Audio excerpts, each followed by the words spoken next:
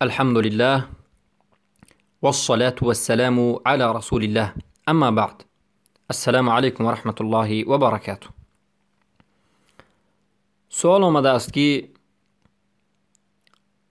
زنها وقتی که به حاجت خانه می روند آیا هر دفعه که پیشاب می کنند ضرور است که به آب بشویند؟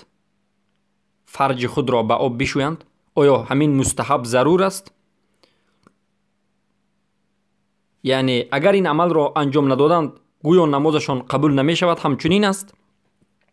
البته این سوال است.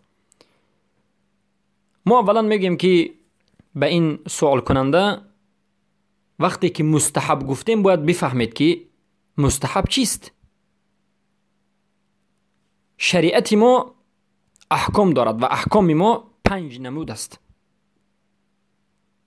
فرض و واجب این یک چیز است. فرض و واجب در نزد جمهور علما یک چیز است و در نزد ابو حنیفه این فرض و واجب را فرق گذاشتند که این ضعیف است. قول صحیح و درست فرض و واجب یک چیز است. این یک حکم، احکام. یعنی حکم دوم مندوب و حکم سوم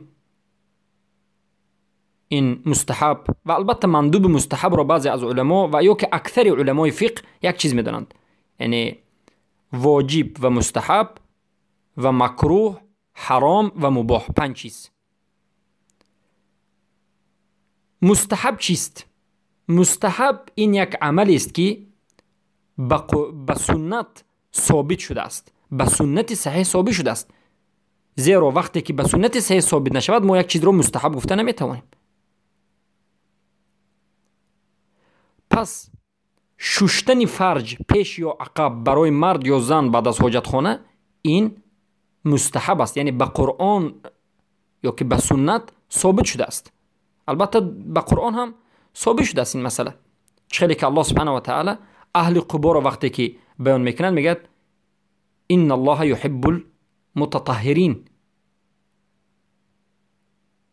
یعنی اهل قبا را الله میگه که الله اهل پاکان را، پاکیزگان را دوست می‌دارد. اهل قبا چگونه اهل بودند؟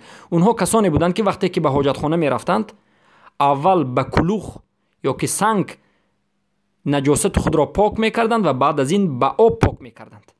2 چیز را جمع میکردند، پاک کردن به کاغذ یا که به کلوخ، البته در اون زمان به کلوخ، به سنگ، و بعد از این به آب. برای من الله اونها را ثنا خواند.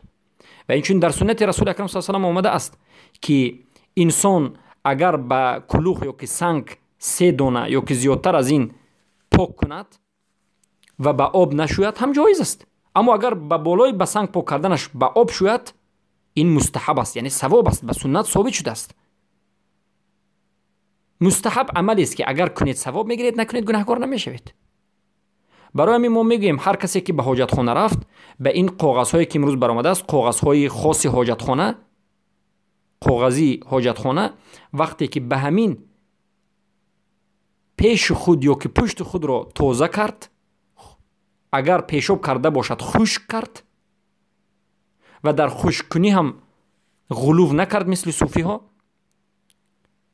و نه پیش و نه پشت خود را به آب نشست، از سبب یا که به سبب فرق ندارد، و خیست رفت طهارت کرد و نماز خواند. البته نمازش نماز است، عبادتش عبادت است، گناهگار هیچ گناهگاری نشده است. پس خصوصا امروز میگن در روسیه، این سوال از روسیه آمده است، وقتی که در روسیه این چنین است، خواهرها در بازار میشینند، برادرها در بازار میشینند، وقتی که به حاجت خانه میروند شرط نه که فرج خود را به آب بشویند، شرط نیست. حتی خوب است که نشویند، به همون کاغذ حاجت خانه خود را خشک بکنند، چرا که اگر به آب خنک یا که به آب گرم هم باشد شستن بگیرند در یک روز چندین مرتبه به کسلی گرفتار میشوند. خصوصا در این روزهای زمستانه به همون کاغذ خود را پاک بکنند، همین کافی است. و البته شستن آلت، یعنی شستن آلت مردی، شستن اسباب به سنت ثابت نشده است، فقط خشک کردنش ثابت شده است. و این چنین برای زنها شستن آمده است، بلکه خشک بکنند باید. اما شستن عقب وقتی که انسان حاجت میکند، قضای حاجت میکند، انا این را پاک بکند و شوید درست است، اما آلت را فقط خشک میکند. شستنش نامده است، خشک کردنش این سنت است.